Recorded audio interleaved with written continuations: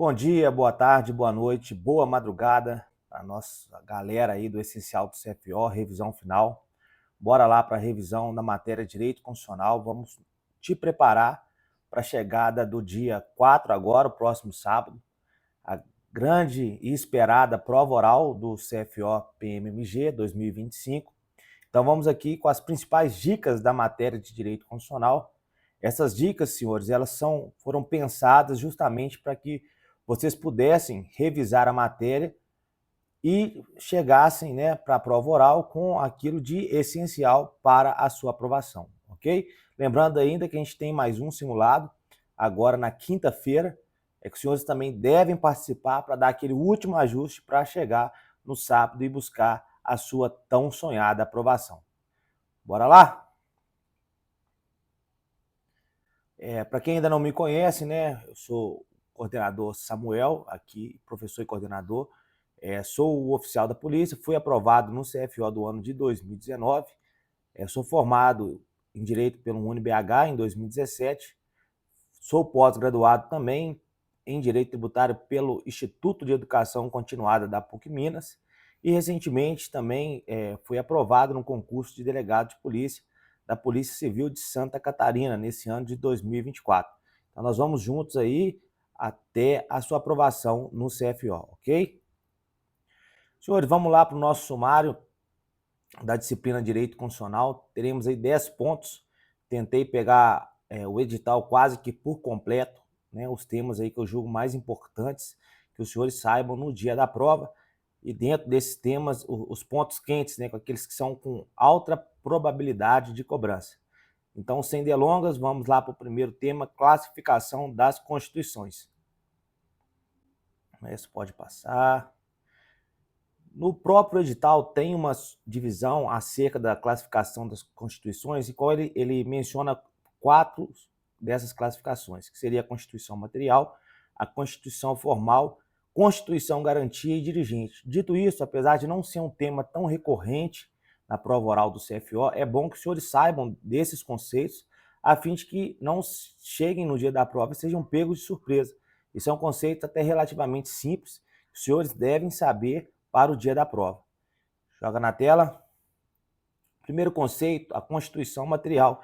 Esse conceito tem muito a ver com aquilo que Carl Schmitt desenvolveu sobre a concepção política de Constituição, onde ele faz uma diferenciação em Constituição propriamente dita e leis constitucionais. Então, o que seria a Constituição Material? Seriam aquelas normas constitucionais escritas ou costumeiras que regulam a estrutura e organização do Estado, a organização dos poderes e assegura direitos fundamentais. Essas 3 grandes matérias, organização do Estado, organização dos poderes e direitos fundamentais, são matérias tipicamente constitucionais, são o cerne dos direitos constitucionais. Portanto, elas são consideradas Constituição em sentido material. Por outro lado, a Constituição em sentido formal, a Constituição formal, ela trata-se de um documento escrito, estabelecido de modo solene pelo poder constituinte originário e tem um processo de modificação diferente das demais leis e previstos na própria Constituição. No caso da nossa Constituição da República, no Brasil a gente adota esse sistema de Constituição formal, em que pese haver normas com status constitucional fora do texto da Constituição da República de 1988. Então, temos a Constituição formal no Brasil, o texto, né, descrito na Constituição Federal de 1988. Então, não adotamos, inclusive para fins de parâmetro para o controle de constitucionalidade, a Constituição em sentido material, e sim a Constituição em sentido formal. Então, tudo que está formalmente no texto da Constituição, ainda que não trate das matérias relativas à organização do Estado, à organização dos poderes e aos direitos fundamentais, é considerado, sim, Constituição. Uma outra classificação, pode jogar na tela, por favor, diz respeito à Constituição Garantia e à Constituição Dirigente. Meus amigos, isso tem associação direta com as constituições liberais e com as constituições sociais. A Constituição Garantia, ela surge como Resposta ao absolutismo, então típica de estados liberais, é a Constituição que se restringe a estabelecer direitos do indivíduo em face do Estado. Temos ali os direitos de primeira geração, chamado também de liberdades negativas, porque exigiam do Estado uma abstenção, uma não intromissão na vida particular do indivíduo. Temos, né, os exemplos de direitos civis e os direitos políticos, como os direitos de primeira geração. Portanto, a Constituição garantia são as constituições que se preocupam apenas em garantir os direitos do indivíduo em face do Estado. Por outro lado, senhores, tem-se o conceito de Constituição dirigente, onde o maior expoente é o professor português Canotilho. Segundo ele, essa Constituição dirigente ela seria uma Constituição típica de estados sociais, uma típica, melhor dizendo, Constituição social. Porque a Constituição ela traz em seu bojo diversos direitos sociais que devem ser materializados pelo Estado, de forma que ela dirige a atuação estatal. Então, ela visa conformar a atuação estatal e também a atuação da sociedade. Dessa forma, né, o conceito que eu trouxe para os senhores, a Constituição dirigente, ela estabelece programas e define os limites e a extensão de seus direitos. É um modelo, como eu disse, de Constituição social, que trata mais de direitos econômicos, sociais e culturais. Tem esse nome porque quando o Estado intervém na ordem econômica e social, ele pretende, daí dirigente, ele dirigir atividades das sociedades nesse aspecto, tanto da sociedade quanto do próprio Estado. Então, a Constituição dirigente, ela cria obrigações para o Estado a fim de materializar, de dar concretude aos direitos sociais. Então, essa Constituição, ela tem-se um exemplo, né, um dos maiores exemplos de constituições dirigentes são a Constituição mexicana, de 1917, e a Constituição alemã de Weimar, de 1919, ok? Grande revolução aí nos direitos sociais. Pode passar? Vamos lá, senhores. Dito isso, o primeiro ponto. O segundo ponto que eu gostaria de tratar seria a respeito das normas constitucionais, mais especificamente, a gente vai ver mais à frente, o que é principal é tratar da classificação feita pelo professor José Afonso da Silva no que diz respeito à aplicabilidade dessas normas. Mas só uma breve introdução, a gente primeiro deve fazer a definição e a diferenciação do que seria norma jurídica. A norma jurídica ela tem duas espécies, as regras e os princípios. As regras, né, o conceito aí formulado pelo professor Humberto Ávila, são normas imediatamente descritivas de comportamentos devidos ou atributivas de poder. O que isso quer dizer? As regras elas se aplicam na concepção tudo ou nada. Então, ou a regra é válida e tem a sua aplicabilidade, ou ela é inválida e não é aplicável. Então, a sua densidade ela é muito alta, porque a regra ela já descreve o que o sujeito deve ou não deve fazer.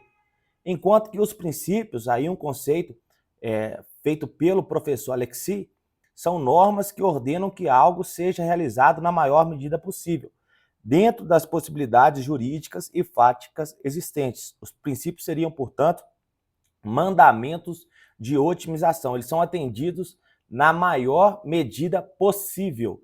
Então, valendo-se das condições fáticas e jurídicas que permeiam aquela análise, será dado ao princípio maior ou menor valor. No caso de colisão entre princípios, o interessante é que não há aplicação do tudo ou nada, e sim a ponderação.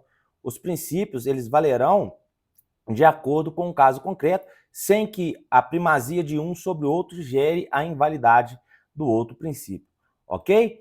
Dito isso, senhores, passando por essa introdução, vamos ao que realmente importa no assunto normas constitucionais.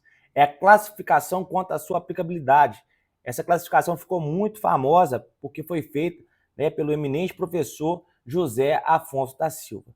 Segundo ele, quanto à aplicabilidade, a norma constitucional ela pode ser de eficácia plena, contida e de eficácia limitada, sendo que esta última a gente ainda subdivide em princípio institutivo, norma de eficácia limitada de princípio institutivo, e norma de eficácia limitada de conteúdo programático ou de princípio programático, como quer que os senhores queiram denominar. Então vamos lá, o que seria a norma de eficácia plena? É aquela que ela tem aplicabilidade direta, imediata e integral. Então não é necessário intermediação legislativa para que aquela norma produza os seus efeitos. Então, de imediato, aquela norma já entrando em vigor, então com a publicação da Constituição em 1998, algumas de suas normas já tiveram aplicabilidade direta. O que isso quer dizer? O legislador ele não precisou editar uma norma infraconstitucional para dar aplicabilidade àquela norma. Então, um exemplo que coloquei aí para os senhores é a norma descrita no artigo 2º da nossa Constituição, que trata da repartição funcional do poder. Então, é uma norma que tem aplicação direta. Os poderes são independentes e harmônicos entre si, então temos o poder legislativo, que exerce a função legiferante e a fiscalização. Temos o poder executivo, que exerce primordialmente a função administrativa, e temos o poder judiciário, que exerce de forma também primordial a função jurisdicional, que seria aquela função de resolver conflitos intersubjetivos com caráter de definitividade. Então, essas normas não precisam de intermediação legislativa. Então, gravem isso, senhores, aplicabilidade direta, imediata e integral. Temos uma outra classificação, diz respeito às normas de eficácia contida. Ela se assemelha um pouco com as normas de eficácia plena, pois ela tem aplicabilidade direta, imediata, mas possivelmente não integral. O que quer dizer isto? Que o legislador ordinário ele pode restringir o alcance da norma de eficácia contida. Então, ela produz os seus efeitos sem necessidade de intermediação legislativa. No entanto, o legislador infraconstitucional ele pode estabelecer alguns requisitos, alguns pressupostos para exercício desses direitos previstos em norma de eficácia contida. O maior exemplo temos aí no artigo 5º, inciso 13 da Constituição, diz respeito ao exercício de arte, ofício ou profissão. Então, a princípio, é livre o exercício de arte, ofício ou profissão. No entanto, a lei ela pode sim estabelecer alguns requisitos. Então, no seu caso, que vai ser cadete, um oficial da polícia daqui a pouco, você tem que cumprir alguns requisitos previstos em lei. Você tem que ser bacharel em direito, tem que passar por um concurso público, tem que passar por um exame psicológico. Isso tudo é uma maneira de restringir o acesso a determinadas profissões, mas isso é constitucional, pois a própria Constituição ela estabelece que a lei poderá estabelecer alguns requisitos para que possam ser realizadas determinadas atividades. Ok? Joga na tela. Por fim, as normas de eficácia limitada. Essa, senhores, diferentemente das outras, a aplicabilidade dela é indireta, imediata e reduzida, porque ela necessita de uma norma regulamentadora infraconstitucional, de modo que, caso não haja essa norma infraconstitucional, a norma constitucional de eficácia limitada é considerada uma letra morta, ela não tem o poder de produzir os efeitos que lhe são próprios. Não quer dizer que essa norma não produz efeitos. Ela sim, toda norma constitucional ela tem efeitos de vincular o legislador e uma eficácia negativa, porque ela revoga as normas constitucionais anteriores, obviamente desde que não se trate de uma cláusula pétrea, porque aí poderia haver a inconstitucionalidade de uma norma constitucional, fruto do poder constituinte derivado reformador, mas a legislação infraconstitucional, por exemplo, que conflita com essa norma constitucional de eficácia limitada, ela estaria não recepcionada. Então, ela possui essa eficácia. Mas os efeitos sociais, a operacionalização dessa norma, ela depende, sim, de regulamentação infraconstitucional, da qual a gente tem mais duas espécies, senhores, que são as normas de princípio institutivo. Elas contêm esquemas gerais e estruturação de instituições, órgãos ou entidades. Então, elas criam determinadas entidades, ou melhor dizendo, elas permitem a criação. Aí coloquei como exemplo para os senhores aí o artigo 33, que trata dos territórios federais e permite aí que a lei crie os tribunais de justiça, os ministérios públicos dos territórios federais. E, por fim, as normas de princípio programático, elas vinculam programas a serem implementados pelo Estado para realizar fins sociais. Um grande exemplo, dito aí, é o artigo 196, trata do direito à saúde. Então, é o direito fundamental do indivíduo que o Estado vai operacionalizar por meio de políticas públicas que promovam a saúde. Então, aí está um grande exemplo de norma de eficácia limitada de princípio programático, ok? Bora para o próximo tema? Poder constituinte, outro tema quentíssimo para cair na sua prova agora no próximo sábado. Poder constituinte, a primeira, qual que é a natureza jurídica? A gente tem que diferenciar o poder constituinte originário e o poder constituinte derivado. O poder constituinte originário é considerado pela maior parte da doutrina um poder político ou um poder de fato, porque ele não tem a origem no direito posto. Então ele origina de um fato social. É um poder que é emanado da própria sociedade. Então não é um poder que encontra validade no direito posto. Há uma corrente minoritária que fala que o poder constituinte originário seria um poder de direito, porque ele encontra validade no direito natural. Então essa é uma outra vertente, mas é uma vertente minoritária, não aceita. Então levar para sua prova que o poder constituinte originário tem natureza jurídica de poder político ou de fato. Quais são as espécies de poder constituinte? Temos o poder constituinte originário, que é aquele que cria uma constituição, que dele nasce uma nova ordem constitucional. Então ele cria um novo Estado.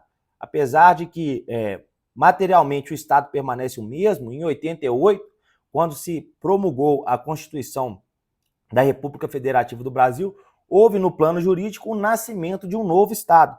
Então ali é fruto do poder constituinte originário, nasce um novo Estado. Já o poder constituinte derivado, esse sim, ele deriva da Constituição criada pelo poder constituinte originário, do qual, senhores, a gente tem mais 3 subespécies. A gente tem o poder constituinte derivado reformador, que seria a possibilidade de exercer uma reforma ordinária da Constituição. Aqui na nossa Constituição da República, isso é tratado no artigo 60, a gente vai detalhar isso durante a nossa aula. Temos o poder constituinte derivado revisor, seria uma espécie de uma revisão extraordinária, uma revisão mais ampla da Constituição. Isso foi tratado através do artigo 3º dos atos das disposições constitucionais transitórias. Hoje não mais é possível, de acordo com o STF, uma revisão constitucional, porque trata-se ali de uma norma de eficácia exaurida. Então aquela norma ela não mais pode produzir os efeitos. A gente vai ver o texto do artigo 3º do ADCT. E o poder constituinte derivado decorrente, alguns também chamam só de poder constituinte decorrente. É previsto basicamente no artigo 25, que permite aos Estados-membros, isso típico das federações, como é o Brasil, que eles estabeleçam as suas próprias constituições. Aí a autonomia federativa, uma das suas vertentes é a auto-organização, a autoconstituição. Então os Estados-membros e o Distrito Federal, eles podem sim ter as suas próprias constituições, ok? As características do poder constituinte originário, aí, senhores, do PCO, tá? Não é partido político, não. PCO é poder constituinte originário, ok? Então, quais são as suas características? Ele é um poder inicial, um poder autônomo, incondicionado, permanente, inalienável. Inicial, pois ele inaugura uma nova ordem jurídica, um novo Estado.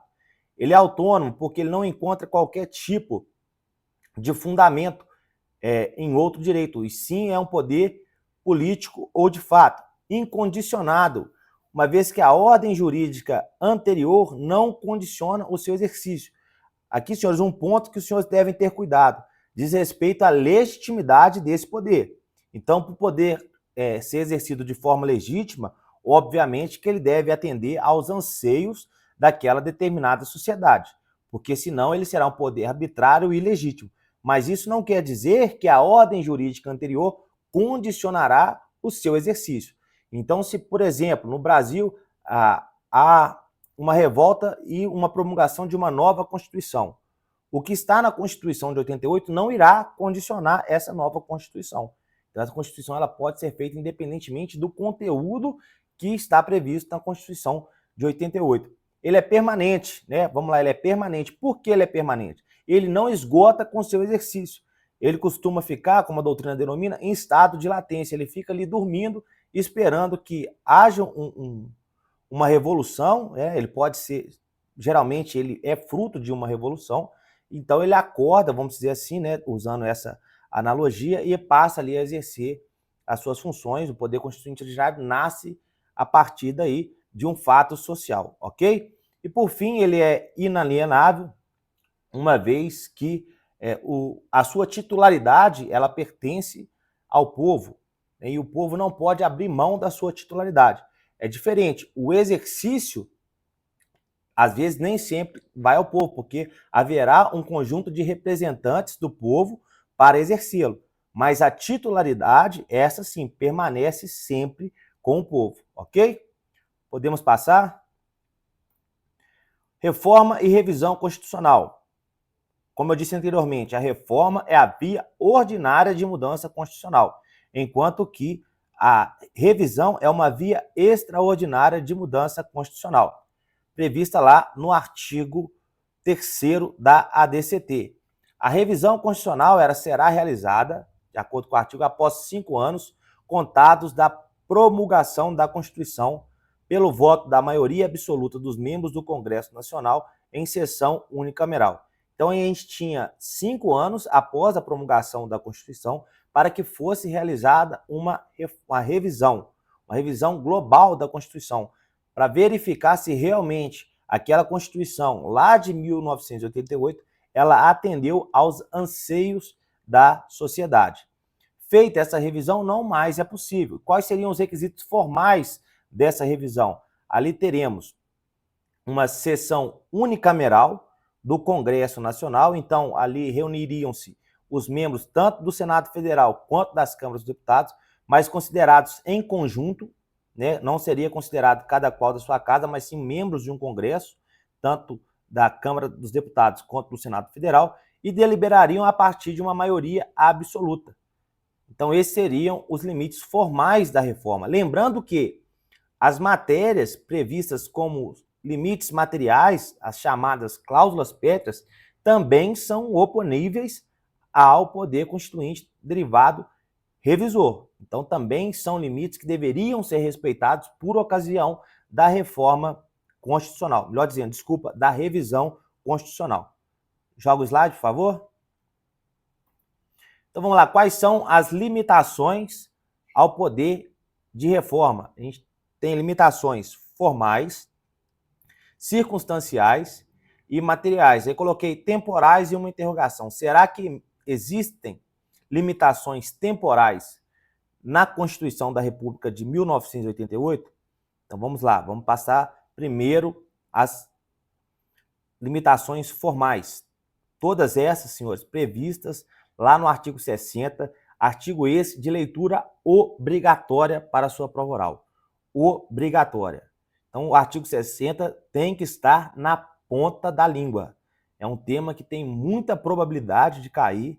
Então, o artigo 60 é, sim, um artigo importantíssimo.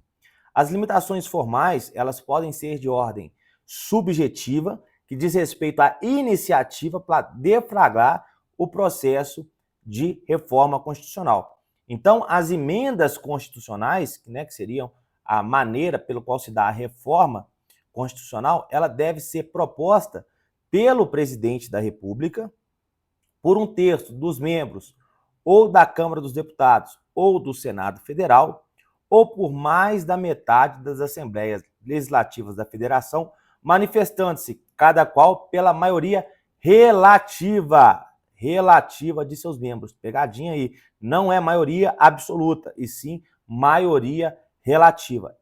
Essa seria uma limitação formal subjetiva. Agora vamos para limitações formais objetivas. A primeira, as emendas tramitarão em 2 turnos em cada casa. Então serão 2 turnos no Senado e 2 turnos na Câmara dos Deputados, perdão. 2 turnos no Senado e 2 turnos nas câmaras dos deputados. Sendo aprovadas, se obtidas 3/5 dos votos dos membros em cada turno, tanto no Senado quanto na Câmara dos Deputados, e após aprovada, a sua promulgação e publicação será dado pelas mesas do Senado e da Câmara com o respectivo número de ordem. Não há, então, portanto, participação do presidente da República, não existe sanção nas emendas constitucionais e também não é a mesa do Congresso que promove a promulgação da emenda constitucional, e sim as mesas do Senado e da Câmara dos Deputados. E a emenda rejeitada ou havida por prejudicada não poderá ser proposta na mesma sessão legislativa, ok? Vamos lá, as limitações circunstanciais. Essas, senhores, são circunstâncias que, devido à gravidade da situação, o legislador constituinte ele entendeu que não seria ideal modificar a Constituição naquelas circunstâncias.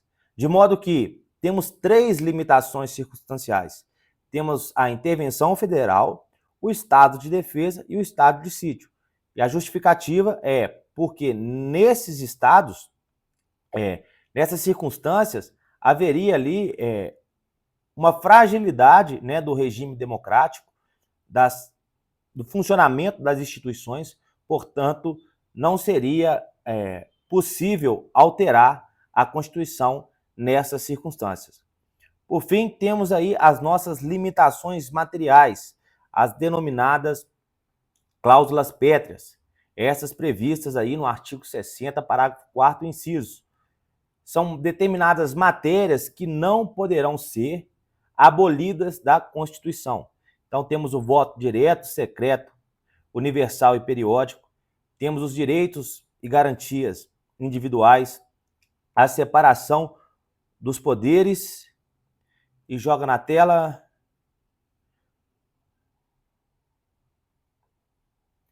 O artigo 60 traz a forma, recapitulando, artigo 60 traz a forma federativa do Estado, a separação dos poderes, o voto direto, secreto, universal e periódico e os direitos e garantias individuais.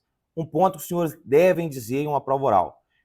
As cláusulas pétreas, elas não se traduzem em uma intangibilidade literal do dispositivo. Então, um determinado direito fundamental, como exemplo, um direito individual, ele pode sim ser restringido desde que respeitado determinados limites. Então, o núcleo duro daquele direito fundamental, ele deve ser respeitado. Mas, em determinado grau, se admite até sim uma restrição deste direito fundamental, não sendo a proteção dada pelo artigo 60, parágrafo 4º, uma intangibilidade literal do dispositivo. Bacana? Vamos lá para o nosso próximo tema. Senhores, já ia me esquecendo. Haveria, portanto, limitações temporais ao poder de reforma? Prevalece que não. Hoje não mais existe limitação temporal à reforma constitucional, o que já existiu, a título de curiosidade, na Constituição Imperial de 1824, em que durante um período de 5 anos foi vedada a alteração da Constituição. Hoje não mais existem limitações temporais, lembrando que aquela proposição, a vedação, melhor dizendo, a proposição de uma emenda constitucional prejudicada ou havida por rejeitada, se trata de uma limitação formal, conforme entende a doutrina, ok? Vamos lá para o nosso próximo tema, controle de constitucionalidade. Vamos ser breve, mas é um tema que desperta muita curiosidade e dificuldade por parte dos alunos, mas aqui no Essencial do CFO você vai tirar de letra. Que seria, portanto, um conceito de controle de constitucionalidade. É um mecanismo de fiscalização das normas inconstitucionais, tendo por parâmetro a Constituição ou normas com status constitucional. Isso quer dizer que no controle de constitucionalidade vai a verificação se aquelas normas infraconstitucionais e, porventura, até mesmo normas constitucionais, desde que não se trate de normas constitucionais originárias, elas estão de acordo com a forma e o conteúdo da Constituição, porque o processo legislativo ele é previsto lá na Constituição e as leis devem observar esse processo legislativo. Então, ali, a forma de como essa lei vai ser produzida. Por outro lado, também tem-se o conteúdo daquelas leis não poderá contrariar aquilo que está previsto na Constituição. Então, o controle seria justamente essa fiscalização exercida sobre as normas infraconstitucionais e, eventualmente, normas constitucionais frutos do poder constituinte derivado de acordo com as normas que estão na Constituição. E em relação às normas frutos de emenda, senhores, só fazendo um esclarecimento, elas serão consideradas inconstitucional se elas estiverem ferindo as cláusulas pétreas. Ok? Então vamos lá definir quais são os sistemas. Temos dois grandes sistemas. O sistema difuso ou norte-americano é aquele que é exercido por qualquer órgão ou juízo dentro de sua atribuição de competência. Como curiosidade, citei o caso aí Marbury versus Madison, de 1803, caso esse americano jogado pelo juiz John Marshall, que foi ali o caso emblemático que originou o controle difuso.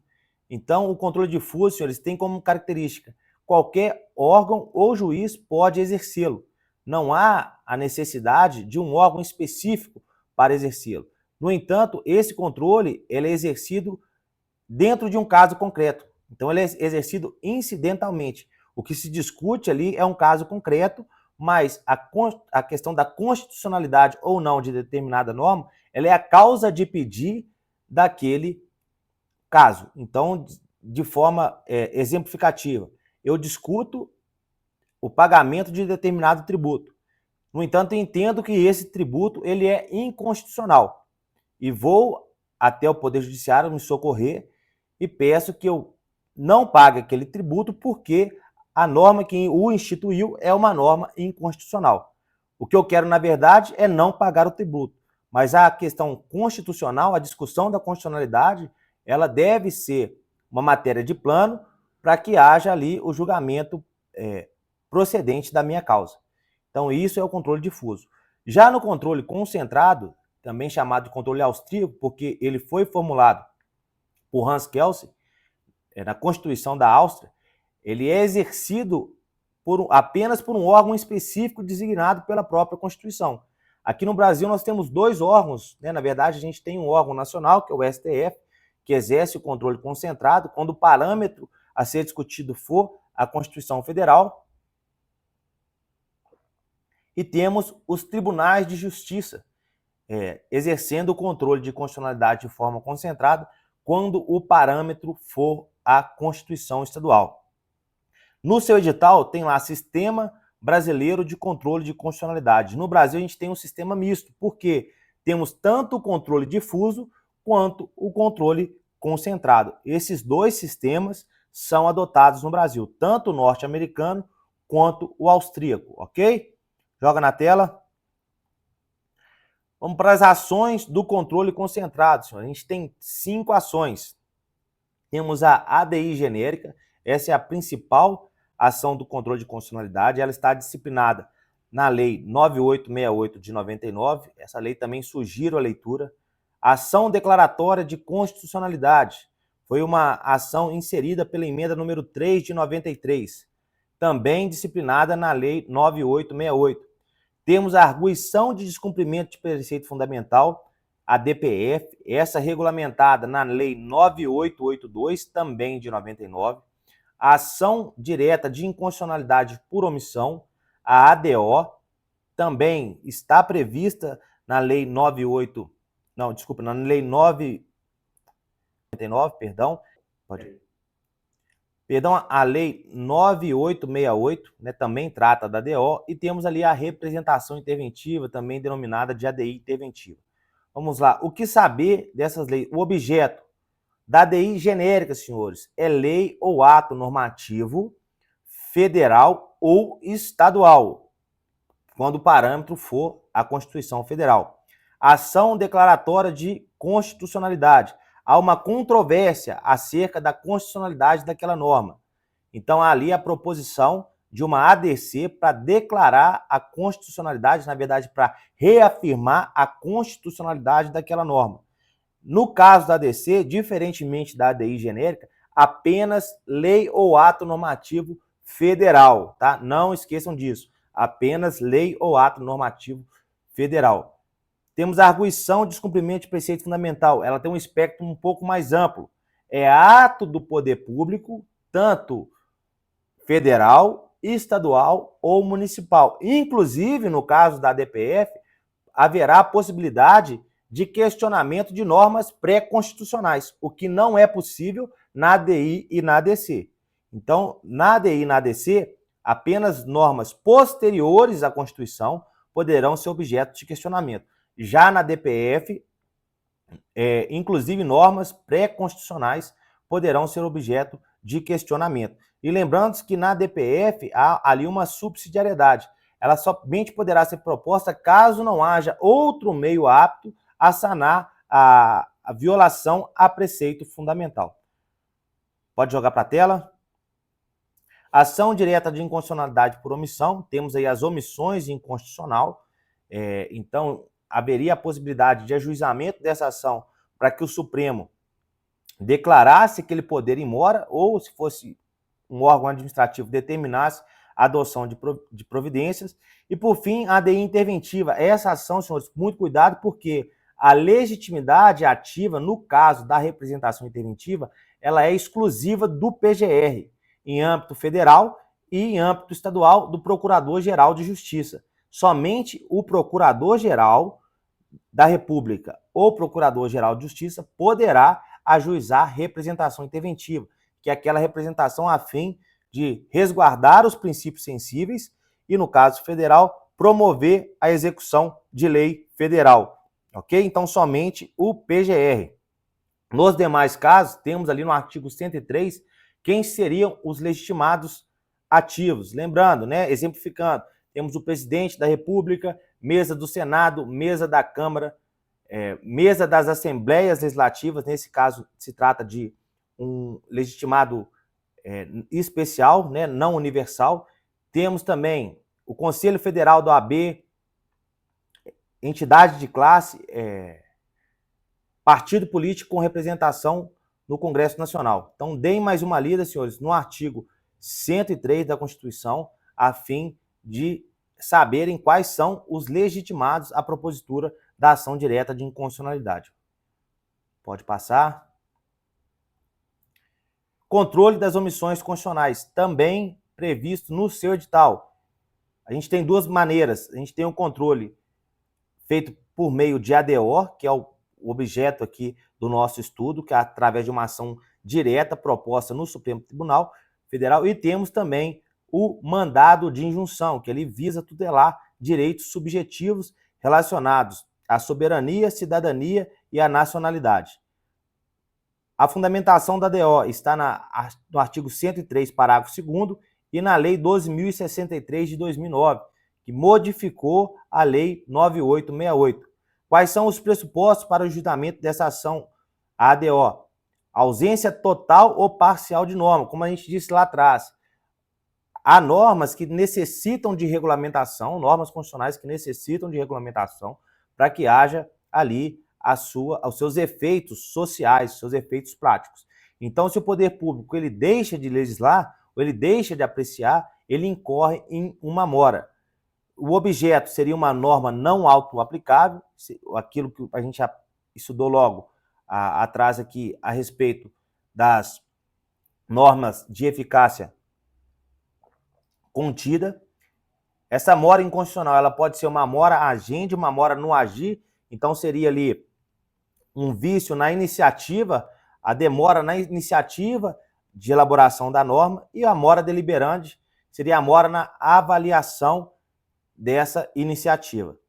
A decisão de mérito em uma DO, qual seria o efeito? Primeiro, a ciência é o poder competente, que ele está em mora, que ele deverá tomar aquelas medidas, e quando se tratar de órgão administrativo, ele terá 30 dias para fazê-lo ou outro prazo estipulado pelo Supremo Tribunal Federal.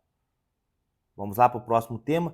Senhores, rapidamente, direitos fundamentais, um conceito para os senhores levarem para a prova. É um conjunto de direitos estabelecidos por determinada comunidade política organizada com o intuito de garantir a dignidade da pessoa humana. A dignidade da pessoa humana é o epicentro dos direitos fundamentais. É nela que se encontra, que se irradia todos os direitos fundamentais. O fundamento de validade dos direitos fundamentais é a dignidade da pessoa humana. É nela que nós encontramos ali todo o nascedouro, todo o fundamento dos direitos fundamentais. Qual a classificação feita pela própria Constituição? A gente tem os direitos individuais, previstos em sua maioria no artigo 5º, mas não exclusivamente. Temos os direitos coletivos, também grande parte previsto no artigo 5º. Os direitos sociais, previstos do artigo 6º ao artigo 11º. Direitos de nacionalidade, senhores, nacionalidade, sugiro que leia o artigo 12, porque foi objeto recente de alteração por meio de emenda constitucional. Então, sugiro fortemente que os senhores leiam o artigo 12 e gravem as novas hipóteses de perda da nacionalidade brasileira, ok? Por fim, temos os direitos políticos previstos aí do artigo 14 ao 17. Destinatários, o artigo 5º caput, ele delimita apenas aos brasileiros e os estrangeiros residentes no Brasil. Essa interpretação que prevalece? Não, a interpretação que prevalece é uma interpretação extensiva. O Supremo Tribunal Federal, ele entende que não só os brasileiros natos ou naturalizados, também os estrangeiros residentes e os não residentes, inclusive as pessoas jurídicas de direito público e privado também gozam de determinados direitos fundamentais, principalmente no caso das pessoas jurídicas de direito público, direitos fundamentais processuais. Então, a garantia da ampla defesa, do contraditório, do devido processo legal, da duração razoável do processo, também é assegurada ao poder público, em que pese haver doutrina negando isso, porque, segundo a doutrina que nega direitos fundamentais às pessoas jurídicas de direito público, os direitos fundamentais são exercidos em face do Estado, não em seu favor. Mas, apesar dessa divergência, tem-se o entendimento, né, que prevalece, que as pessoas jurídicas, inclusive de direito público, poderão sim ter direitos fundamentais. Joga na tela. Senhores, pulando para o nosso próximo ponto, garantias do Poder Legislativo. Vamos falar um pouquinho do Estatuto dos Congressistas, que seriam as imunidades dos parlamentares, a imunidade tanto formal quanto material. Primeira coisa, a finalidade dessas garantias: proteger a liberdade funcional dos membros do Poder Legislativo e a independência desse poder, uma vez que o Poder Legislativo ele exerce, além da função legiferante, a função fiscalizatória. Então, é um poder com alto grau político. Então, para proteger o exercício dessas prerrogativas dos membros do Poder Legislativo, que se criou essas imunidades, que não poderão ser, de forma alguma, encaradas como verdadeiros privilégios, uma vez que a imunidade, as prerrogativas, se relacionam ao cargo e não à pessoa. Ok? Joga na tela. Estado de defesa e estado de sítio. Em regra, as garantias, elas subsistem ainda que no estado de defesa ou no estado de sítio. No entanto, no estado de sítio, poderão ser suspensas algumas garantias por 2/3 dos membros do Congresso Nacional e relacionadas àqueles atos praticados fora do recinto do Congresso Nacional. Então é importante os senhores deem uma lida no artigo 53, parágrafo 8º da nossa Constituição. Vamos lá, os membros do Congresso Nacional, que subdividem em senadores e deputados federais. Quais são as suas garantias, as prerrogativas, melhor dizendo? Primeira, prerrogativa de foro, né? O foro por prerrogativa de função. Desde a diplomação, então, os deputados e senadores serão julgados perante o Supremo Tribunal Federal. Mas tomem muito cuidado, o Supremo Tribunal Federal exerceu uma interpretação sobre esse artigo e restringiu bastante o foro. Então, hoje, para que o senador ou o deputado seja julgado perante o Supremo Tribunal Federal, ele deverá cometer o crime no exercício do mandato, então ele já tem que estar no exercício do mandato, e o crime deve estar relacionado ao exercício do mandato. Então, se, por exemplo, um deputado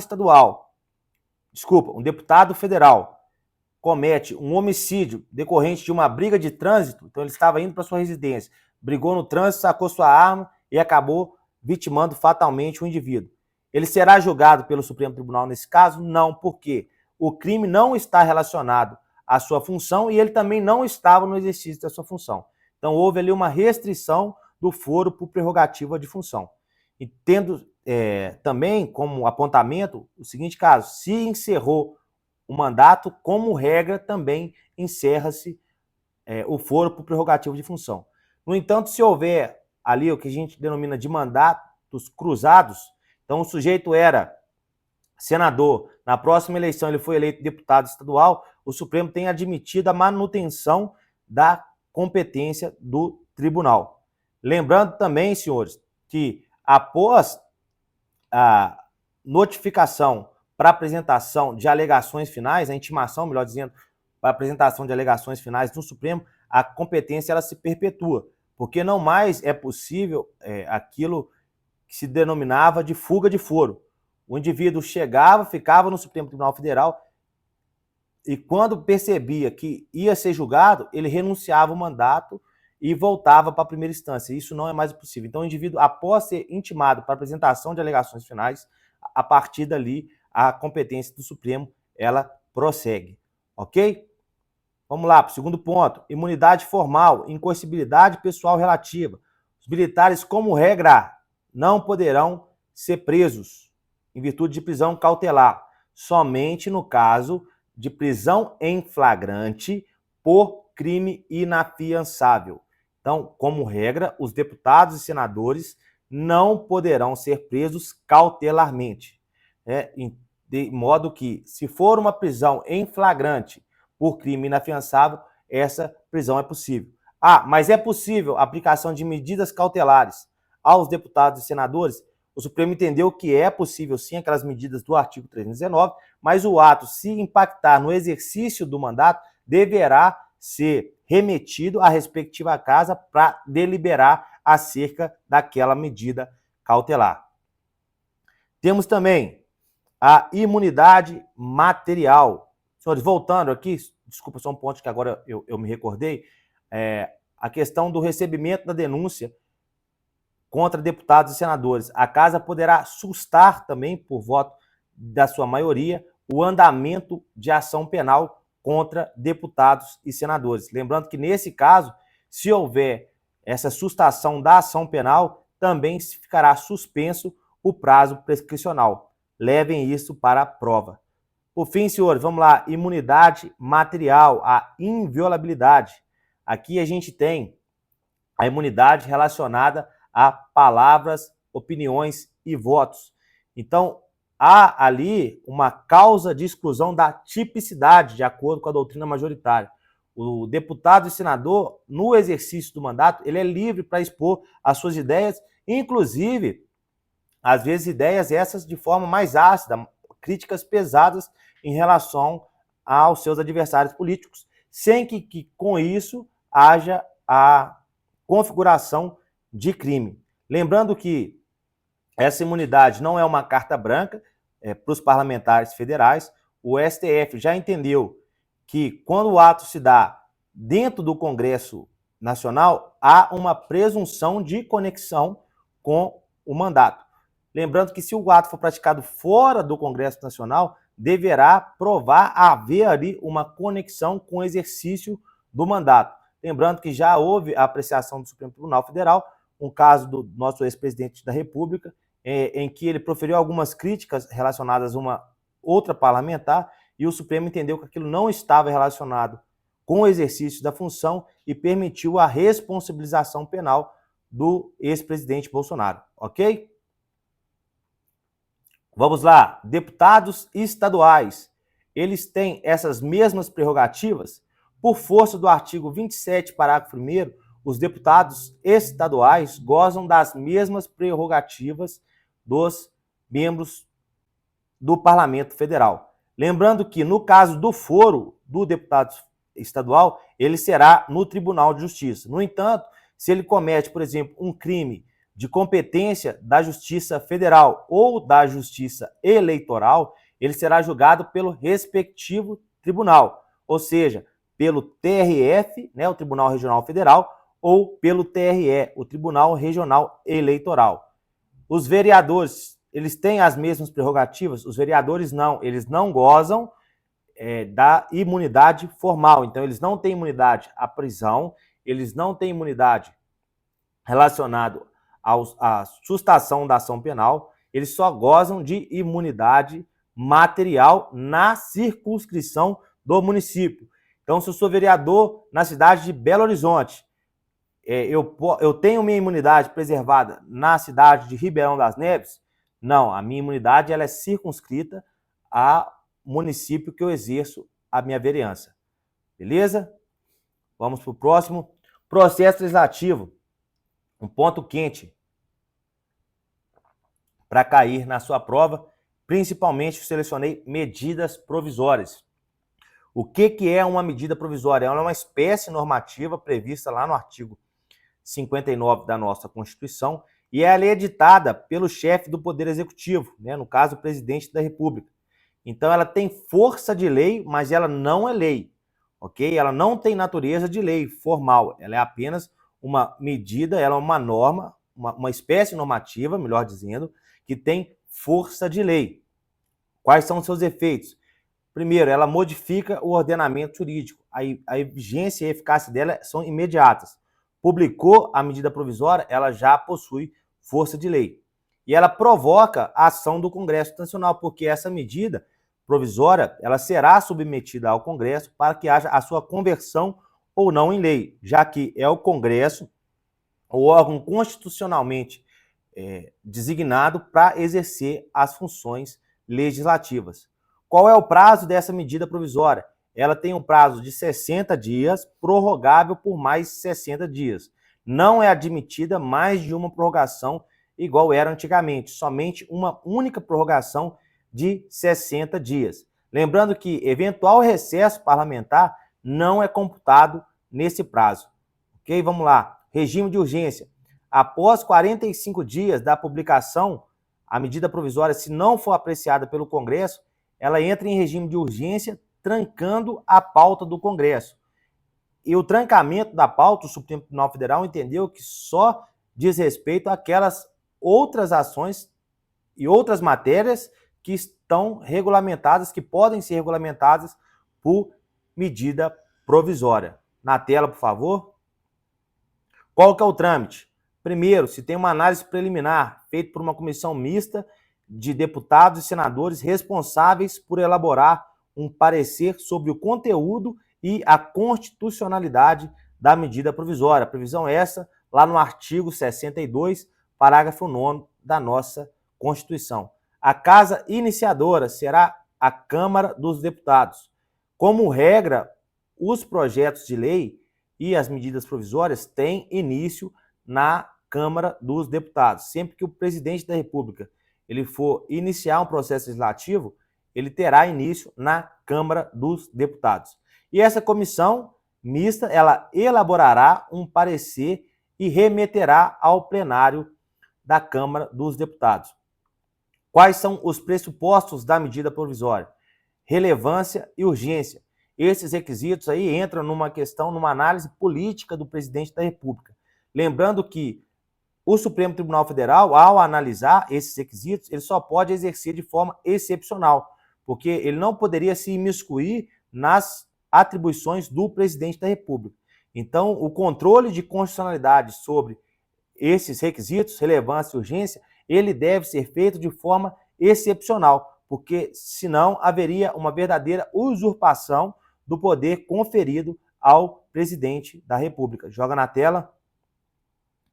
É possível emenda à medida provisória? Então, durante a sua tramitação no Congresso, é possível emenda? Sim, desde que guarde pertinência temática com o objeto da medida provisória, é possível a emenda. Qual que é o quórum para aprovação? O quórum para aprovação de uma medida provisória é de maioria relativa. Presente ali a maioria absoluta dos membros do Congresso, melhor dizendo, da Câmara dos Deputados e do Senado Federal, a maioria relativa irá ser necessária para a aprovação daquele projeto de conversão da medida provisória em lei. Sanção pelo presidente da República.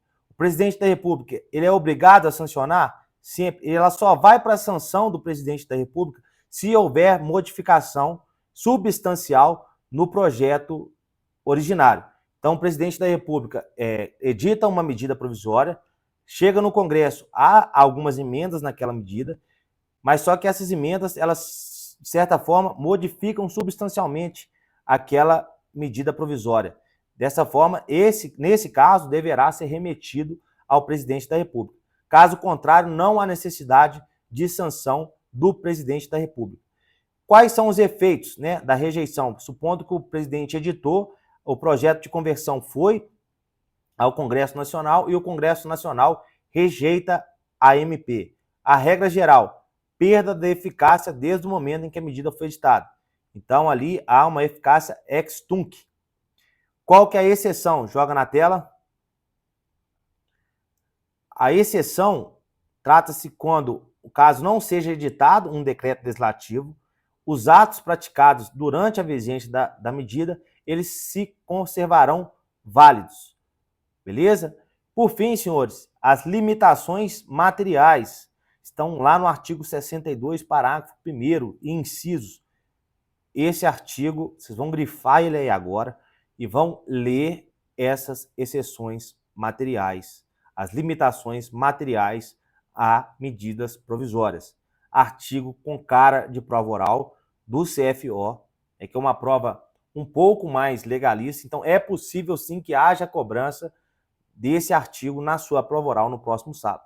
Então, direitos relacionados à nacionalidade, aos direitos políticos, ao direito penal, direito processual, não poderão ser objeto de medida provisória. Lembrando que o direito civil, sim, esse pode ser, é uma pegadinha que sempre cai, objeto de medida provisória, ok? Então, deem uma lida no artigo 62, parágrafo 1º, porque tem grandes chances de cair na sua prova no próximo sábado. Joga na tela. Senhores, poder executivo. Vamos tratar aqui rapidamente sobre formas de governo, sistema de governo e a responsabilização político-administrativa do presidente da República. As formas de governo, senhores, basicamente são duas. A gente tem uma monarquia e a república. Na monarquia há ali um vínculo de hereditariedade. Então, o poder ele é passado de acordo com o vínculo sanguíneo, o que ocorre, por exemplo, no Reino Unido. Então, a família real, ali a sucessão do reino. Enquanto que na república, né, o próprio nome diz res pública, o poder ele é exercido pelo povo através da eleição dos seus representantes. Na república, não há um vínculo ali sanguíneo de hereditariedade, e sim há uma eleição e uma periodicidade no governo, como forma de fortificar o regime democrático. Então são essas basicamente as duas formas de governo. Sistemas de governo, a gente tem o presidencialismo e o parlamentarismo. O Brasil é um sistema presidencialista e com muita influência do direito norte-americano. No caso do presidencialismo, há uma acumulação pelo presidente da República das funções de chefia de Estado e chefia de governo. Então, ele é o representante daquela nação e também exerce a administração superior daquela nação. Então, há determinadas funções que ele exerce como representante, como chefe de Estado, e há determinadas funções do presidente que ele é o chefe de governo. Por exemplo, o presidente, ao assinar compromissos internacionais, a questão dos tratados internacionais, ele atua ali como chefe de Estado, representando a República Federativa do Brasil. Esta aí uma pessoa jurídica de direito público externo, diferentemente da União Federal, que é uma pessoa jurídica de direito público interno, cujo presidente também é o seu mais alto mandatário no que diz respeito ao poder executivo. Então, por exemplo, quando a presidência da República, quando o ministério, ele abre um concurso público para a seleção de determinados candidatos, ali ele está exercendo funções de governo. Então, é interessante fazer essa diferenciação. No presidencialismo, a mesma pessoa, ela tem a função de chefia do Estado e chefia do governo. Enquanto que no parlamentarismo, e o parlamentarismo ele pode ser tanto em uma monarquia quanto em uma república, a divisão de funções. Geralmente, a chefia de Estado, ela é exercida ou pelo monarca, como por exemplo a gente tem no caso da Inglaterra, ou pode ser no meio uma chanceler, no caso da Alemanha, e temos a função de chefia do governo, que fica a cargo do primeiro-ministro. Em linhas gerais, são isso, senhores. Vamos para a responsabilização político-administrativa do presidente da República.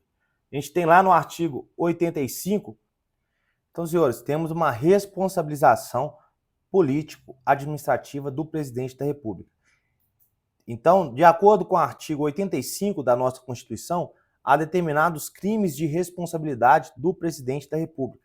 Em que pese o nome crimes de responsabilidade, não há propriamente um crime, mas sim uma infração político-administrativa. Então, não se confunde o crime de responsabilidade com um ilícito penal. Seria, então, uma infração político-administrativa.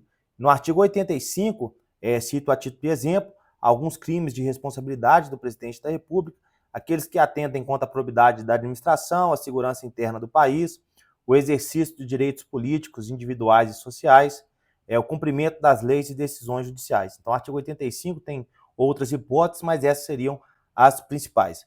Qual a competência para legislar sobre crimes de responsabilidade? Tema importante e que sempre está caindo em prova.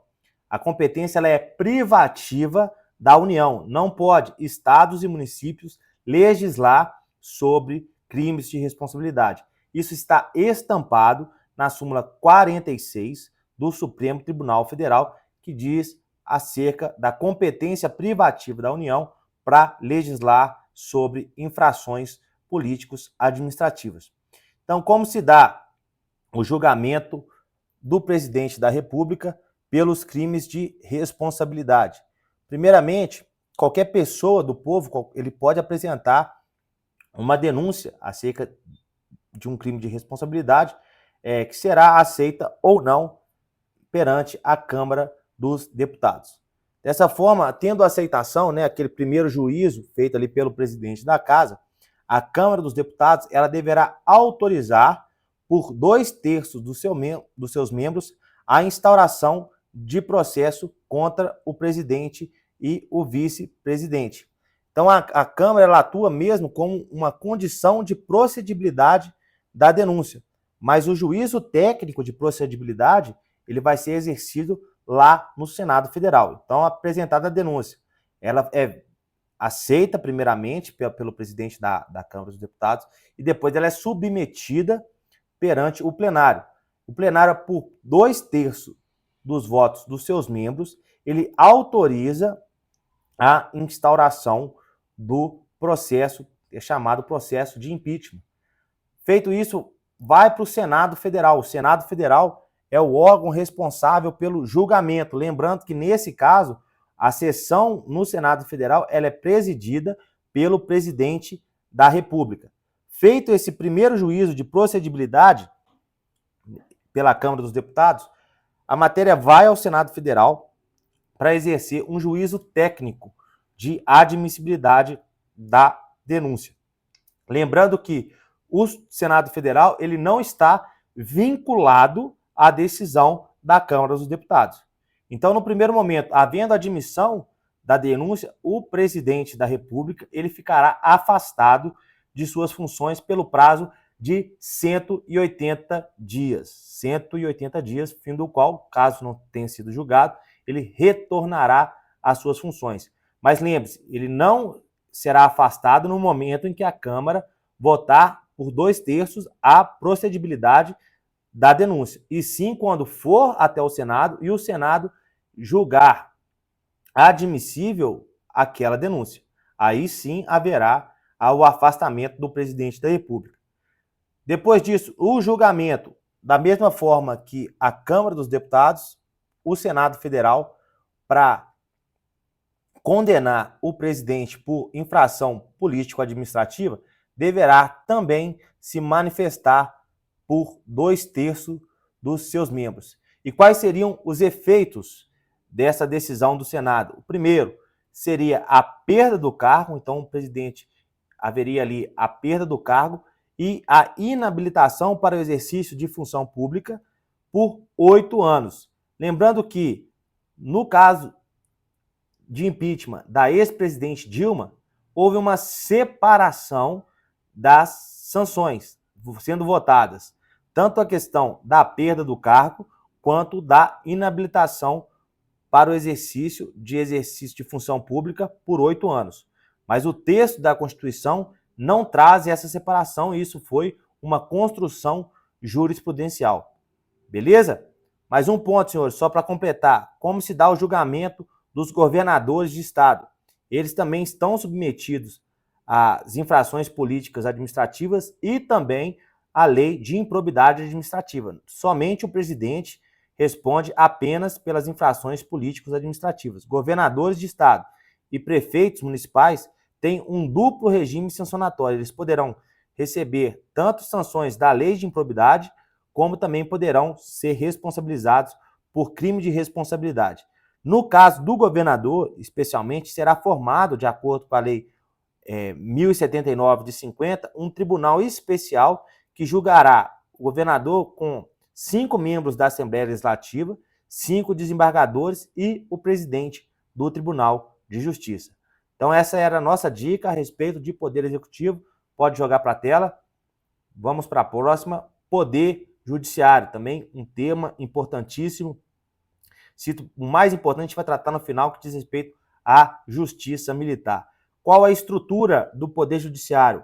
Os órgãos do Poder Judiciário estão previstos lá no artigo 92 da nossa Constituição. Então vamos dissecar esse artigo de forma que os senhores entendam muito bem qual é a estrutura do Poder Judiciário.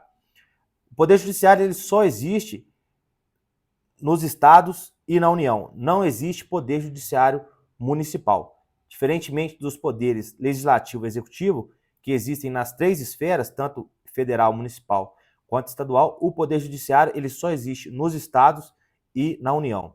Dito isso, a gente tem que diferenciar o Poder Judiciário em justiça comum e justiça especializada.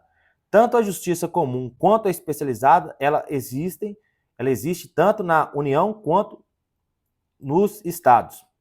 Lembrando que temos na União a Justiça Federal de primeiro grau. Em segundo grau, nós temos os tribunais regionais federais. Primeiro grau, os juízes federais e os juizados especiais. Em segundo grau, o Tribunal Regional Federal, no qual hoje estão 6 tribunais regionais federais. Isso é a Justiça Comum Federal. A Justiça Comum Estadual, temos os juízes de direito e os juizados especiais nos tribunais de justiça estaduais. Em segundo grau, temos os tribunais de justiça. Agora vamos passar para a justiça especializada. Temos na União a justiça militar, em primeiro grau formados pelas auditorias, essas por sua vez compostas pelos juízes federais do juízo militar e pelos conselhos. Em segundo grau, aí é um ponto muito importante, a Justiça Militar da União ela é formada pelo Superior Tribunal Militar. Então não tem tribunal, como ocorre na Justiça Militar do Estado, Tribunal de Justiça Militar. Há a ligação direta a um tribunal superior. Temos também uma Justiça da União, a Justiça Eleitoral, em primeiro grau formada pelas juntas eleitorais e pelos juízes eleitorais, e em segundo grau os tribunais regionais, os tribunais regionais eleitorais. Temos também a Justiça do Trabalho, essa não exerce competência penal, em primeiro grau formada pelos juízes do trabalho, em segundo grau pelos tribunais regionais do trabalho, e no caso da Justiça Estadual, temos aí a Justiça Militar Estadual, em primeiro grau formada pelas auditorias, compostas aí pelos juízes de direito do juízo militar e pelos conselhos permanente e especial. E temos uma particularidade aí, essa é que vai diferenciar a sua prova, temos segundo grau sim na Justiça Militar Estadual, formada ali pelos tribunais de justiça militar, mas só em apenas 3 estados existe Tribunal de Justiça Militar, que são os estados de Minas Gerais, o estado do Rio Grande do Sul e o estado de São Paulo. Somente esses 3 estados têm justiça militar em segundo grau. Ah, mas então como funciona nos outros estados em que não tem Tribunal de Justiça Militar? O TJ exerce a função de corte recursal, ok? Passando adiante, temos os tribunais superiores. O STJ, que seria ali o principal tribunal superior, ele recebe recursos tanto da Justiça Comum Federal, da Justiça Comum Estadual, bem como da Justiça Militar Estadual. Então, os recursos do Tribunal de Justiça Militar, eles são direcionados, né? Na verdade, os recursos contra as decisões do Tribunal de Justiça Militar são também direcionados ao STJ. Temos o STM, que seria um órgão aí específico da Justiça Militar da União, então ele só julgará os crimes militares contra as instituições militares federais, né, as Forças Armadas, Marinha, Exército e Aeronáutica. Temos o TSE, o Tribunal Superior Eleitoral, que tem competência penal, e também temos o TST, que é o Tribunal Superior do Trabalho, que não tem competência penal. E por fim, né, feitos os tribunais superiores, teremos o órgão da cúpula do Poder Judiciário, que é o Supremo Tribunal Federal, esse órgão com competência por todo o território nacional e exerce ali o controle e a defesa, é o guardião, como diz a própria Constituição, ok? Garantia dos membros do Poder Judiciário. Temos a vitaliciedade, a inamovibilidade e a irredutibilidade de subsídios. A vitaliciedade, ela pode se dar após o exercício por 2 anos ininterruptos da magistratura. Então, sendo aprovado ali após o estágio probatório, o membro do Poder Judiciário, juiz de direito ou juiz federal, ele adquire a vitaliciedade, que quer dizer que apenas por sentença condenatória transitada em julgado, ele poderá perder o cargo. Então, somente por sentença judicial transitada em julgado, ele poderá perder o cargo. Fora disso, ele não poderá perder o cargo. Mas lembrando que nem sempre há necessidade desse estágio probatório de 2 anos. Os membros, por exemplo, do 5º Constitucional, que são nomeados para exercer as funções nos tribunais de justiça, eles já adquirem a vitaliciedade com a posse no cargo. O mesmo acontece com os ministros dos tribunais superiores e os ministros do Supremo Tribunal Federal. A inamovibilidade, ela está relacionada à mudança de local do exercício. Então, a mudança de local só poderá ocorrer, em regra, com a concordância do membro do Poder Judiciário, justamente para evitar que pressões políticas, pressões externas, interfiram no exercício da atividade judicante. Lembrando que não há uma inamovibilidade absoluta, por motivos de interesse público, poderá sim o membro do Poder Judiciário ser removido, desde que seja ali assegurado o contraditório, a ampla defesa e haja uma decisão por maioria absoluta dos membros do tribunal ou até mesmo do CNJ. A irredutibilidade de subsídios é a última garantia, diz respeito à questão remuneratória. Então, não é admitido a redução do salário, dos vencimentos dos subsídios dos membros do Poder Judiciário. Lembrando que essa irredutibilidade, ela não serve como forma de garantir o poder de compra, né? Ela não serve como forma de garantir contra a inflação, e sim a irredutibilidade nominal dos vencimentos. Então, se determinado membro do Poder Judiciário ganha 20 mil reais, ele não poderá ter o salário reduzido aquém de 20 mil reais, em que pese os efeitos da inflação poderão atingir o salário dele. Então, isso não significa que ao membro do Poder Judiciário é garantido uma intangibilidade contra os efeitos da inflação. É só uma intangibilidade literal, nominal, do valor do salário. Por fim, senhores, tema quente, que possivelmente vai cair na sua prova se o assunto for Poder Judiciário: a Justiça Militar. Vamos dissecar aqui esse tema. Primeiramente, vamos tratar sobre a Justiça Militar da União, prevista lá no artigo 124. A Justiça Militar da União, ela tem uma competência restrita à seara criminal. Então, apenas crimes militares são julgados pela Justiça Militar da União. E ela tem uma outra particularidade. A Justiça Militar da União, ela julga tanto os militares das Forças Armadas quanto os civis. Então, não são apenas, como ocorre na Justiça Militar Estadual, militares que serão julgados. Então, tanto os militares quanto os civis poderão sim ser réus na Justiça Militar da União. Outro ponto que eu disse anteriormente, os recursos são dirigidos ao STM, Superior Tribunal Militar. Então não temos um tribunal de segundo grau, de segunda instância, e sim um tribunal superior funcionando como corte recursal na Justiça Militar da União. Justiça Militar dos Estados. É possível a criação de tribunais de justiça militares por proposta do presidente do Tribunal de Justiça, melhor dizendo, naqueles locais em que o efetivo seja superior a 20 mil militares, aí englobando tanto policiais militares quanto bombeiros militares. Então é possível a criação de tribunais de justiça militares nos estados em que não tem. No Brasil só temos 3 estados, Minas Gerais, Rio Grande do Sul e São Paulo, que possuem Tribunal de Justiça Militar. Qual seria a competência? Diferentemente da Justiça Militar da União, a Justiça Militar dos Estados, ela possui uma competência civil, administrativa. Então, as ações judiciais contra atos disciplinares também será de competência da Justiça Militar dos Estados. Lembrando que a Justiça Militar Estadual, ela julga apenas os militares dos estados. Ela não julga civis.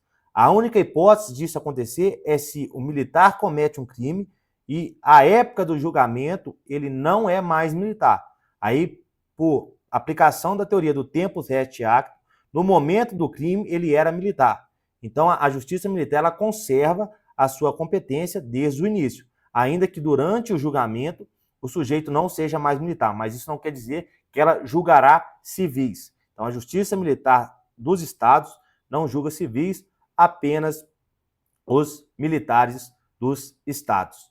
Outro ponto que merece nota diz respeito à competência do juízo monocrático e dos conselhos de justiça. O juízo monocrático, ele julgará os militares nos crimes contra civis e as ações disciplinares contra atos, melhor dizendo, as ações judiciais contra atos disciplinares. Outro ponto, os crimes dolosos contra a vida praticados por militares estaduais não serão de competência da Justiça Militar. O Tribunal do Júri da Justiça Comum exercerá as funções de corte julgadora nesses casos. Então, se o militar em serviço comete um crime doloso contra a vida de civil, como exemplo, o julgamento será feito pela Justiça Militar. O que não quer dizer que a apuração, o inquérito policial militar, deixará de ser competência da respectiva força militar estadual, ok? Então, o inquérito pode sim considerar feito pela polícia militar ou pelo corpo de bombeiros militares, mas isso não quer dizer que a competência para julgamento será da Justiça Militar e sim do Tribunal do Júri, ok? Dito isso, leiam os artigos 124, 125, dos parágrafos 3º até o parágrafo 5º, né? Que os senhores vão ver isso que eu disse, ok? Pode passar. Joga na tela. Senhores, caminhando para o final, 2 temas para dizer rapidamente para os senhores. Estado de sítio e estado de defesa. Tema esse quentíssimo, sempre objeto de prova. Então, eu aposto muito também nesse tema para a prova oral, né, no próximo sábado. Então, leiam os artigos 136 e 137 com muita atenção, porque é um forte tema para cair nesse seu sábado de prova. Joga na tela. Estado de defesa ambos, né, tanto o estado de defesa quanto o estado de sítio, são situações ali em que há uma forte fragilidade das instituições ou um risco de rompimento da ordem democrática. Portanto, são estados de legalidade extraordinária. De forma que o estado de defesa é um estado um pouco mais brando e o estado de sítio um estado um pouco mais rígido, já que as medidas tomadas durante o estado de sítio são as medidas mais graves. Vamos lá. Primeiro, estado de defesa, artigo 136 da Constituição, leitura obrigatória. Quais seriam os pressupostos materiais para decretação do estado de defesa? Esses pressupostos materiais, eles são alternativos, ou seja, basta um. Não há necessidade de cumulação entre eles. O primeiro seria a grave e iminente instabilidade institucional. Então, haveria ali um risco às instituições públicas, às instituições democráticas, ou a calamidade de grandes proporções. A exemplo do que aconteceu recentemente no estado do Rio Grande do Sul. Quais são os pressupostos formais da decretação do estado de defesa? Primeiro, decreto do presidente da República com prazo de duração. Lembrando que no caso do estado de defesa há um prazo máximo, que seria de até 60 dias. Então ele pode decretar por 30 dias, prorrogável por igual período. Então o presidente, primeiramente, ele decreta o estado de defesa e depois submete isso ao Congresso Nacional. O outro ponto seria as especificações das áreas atingidas. Então, onde se daria a decretação do estado de sítio e, por fim, no decreto ele especificaria as medidas coercitivas que iriam ser tomadas durante o estado de defesa. Senhores, tomem muito cuidado. Artigo 136, parágrafo 1º. A nossa Constituição ela traz quais são as medidas coercitivas que poderão ser tomadas no estado de defesa. Leiam, leitura obrigatória também, e tome muito cuidado a comparação entre as medidas coercitivas do estado de defesa com as medidas coercitivas do estado de sítio. São um pouco distintas. Então, é interessante fazer essa comparação nessa reta final. Como se dá o controle, joga na tela, do estado de defesa, o controle político, ele é realizado pelo Congresso Nacional. Primeiramente, um controle introdutório, porque em 24 horas o presidente deverá remeter o decreto à avaliação do Congresso Nacional. Durante o estado de defesa, haverá uma comissão composta por parlamentares para acompanhar as medidas adotadas durante o estado de defesa e, posteriormente, cessado o estado de defesa, retornando à normalidade, haverá um controle posterior feito também pelo Congresso Nacional, também pelo Poder Judiciário, para que haja ali a responsabilização por eventuais excessos, beleza? Pode jogar na tela. Estado de sítio. Nesse caso, senhores, temos um estado mais grave, em que a democracia, as instituições, elas estão mais ameaçadas. Está previsto lá no artigo 137 quais seriam, portanto, os seus pressupostos materiais. Assim como o estado de defesa, são pressupostos alternativos. Primeiro, comoção grave de repercussão nacional. Então, aquela capaz de gerar uma crise institucional, colocando em risco as instituições democráticas ou o governo eleito.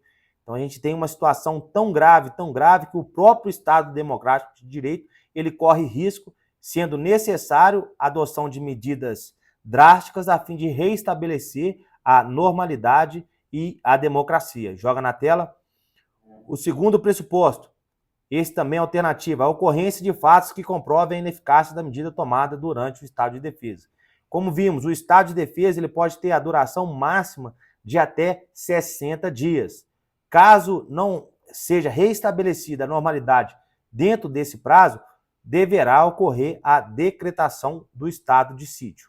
E por fim, nesse caso, a declaração de estado de guerra ou resposta à agressão armada estrangeira. Então, nesse caso também é um caso muito grave em que há a decretação do estado de sítio. A duração dos dois primeiros casos, comoção grave ou ocorrência de fatos que demonstrem a inefetividade do estado de defesa, o prazo será de até 30 dias, prorrogável por igual período, sendo até o restabelecimento da normalidade. Enquanto que no estado de defesa a gente tem um prazo máximo de 60, aqui não há prazo pré-determinado. Poderão ocorrer várias prorrogações até que seja restabelecida a normalidade. No terceiro caso, no caso de estado de guerra ou resposta à agressão armada estrangeira, não há nem por que ter prazo, porque enquanto perdurar a guerra, perdurará o estado de sítio. Quais são os pressupostos formais? Joga na tela. Primeiro, as oitivas dos conselhos, isso também no estado de sítio, tanto dos conselhos da República quanto o Conselho de Defesa Nacional. Lembrando que o parecer desses conselhos não tem força vinculante, é meramente opinativo. Segundo, a solicitação ao Congresso Nacional. Enquanto que lá no estado de defesa, primeiro o presidente decreta e depois ele submete a apreciação do Congresso Nacional. No estado de sítio, por ser um estado em que há maior restrição de direitos fundamentais, o presidente ele deve solicitar autorização ao Congresso Nacional para que ele possa decretar o estado de sítio. Então, o Congresso Nacional delibera e, por maioria absoluta, ele aprova o estado de sítio. Aí sim, o presidente da República vai e decreta o estado de sítio. O controle político, né, como eu disse, no estado de sítio, ele é exercido de forma prévia, porque o Congresso Nacional ele precisa autorizar a ocorrência do estado de sítio, que não existe no estado de defesa. E, por fim, aqui eu listo as medidas coercitivas, lá no artigo 139. Os senhores deverão ler esse artigo e fazer um paralelo com as medidas coercitivas previstas para o estado de defesa, para não confundi-los na hora da prova. Eu não leio os artigos aqui agora, isso é uma tarefa para os senhores fazerem em casa, mas leiam isso, porque isso tem muita cara de prova do CFO, ok? Então, senhores, aqui nós terminamos a nossa aula de revisão. Espero ter atendido a expectativa dos senhores, a gente fez o nosso melhor aqui. Teremos ainda aulas de direito penal, processo penal e legislação penal extravagante. Nesse momento, desejo excelentes estudos, continuem firme, é a última semana de preparação, é hora de dar aquele gás final e eu tenho certeza que daqui a alguns meses seremos companheiros de profissão. Essencial do CFO vem ser aprovado com a gente.